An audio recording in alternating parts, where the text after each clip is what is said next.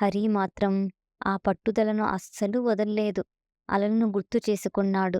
ఎన్నిసార్లు పడినా మళ్ళీ రావడం. అదే కదా అలల స్వభావం.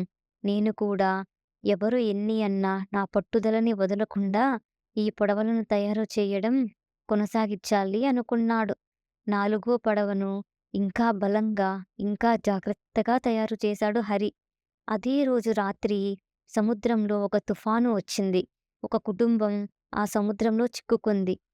హరి చేసిన ఆ పడవను ఉపయోగించి సురక్షితంగా ఆ కుటుంబాన్ని హరి ఒడ్డుకు తీసుకొచ్చాడు. మరుసటి రోజు గ్రామమంతా హరి గురించే మాట్లాడుకుంది. తను కాపాడిన ఆ కుటుంబం గురించే మాట్లాడుకుంది. అందరూ హరి దగ్గరకు వచ్చి చాలా మెచ్చుకున్నారు.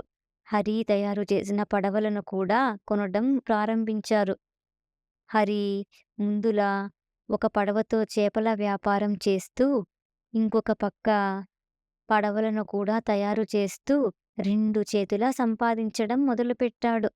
చాలా సంతోషంగా హరి జీవితం కొనసాగుతుంది.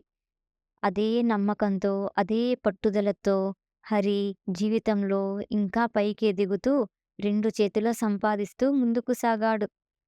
మనం ఈ కథలో నేర్చుకున్న నీతి ఏంటంటే, జీవితం కూడా ఈ అలల లాంటిదే. పడిపోవడం అనేది సహజం. మళ్ళీ నిలబడటమే మన చేతిలో ఉంది. మళ్ళీ లేవడం ఆపితేనే జీవితం ఆగిపోతుంది. మనం కూడా హరిలాగానే పట్టుదలతో నిలబడటం నేర్చుకోవాలి.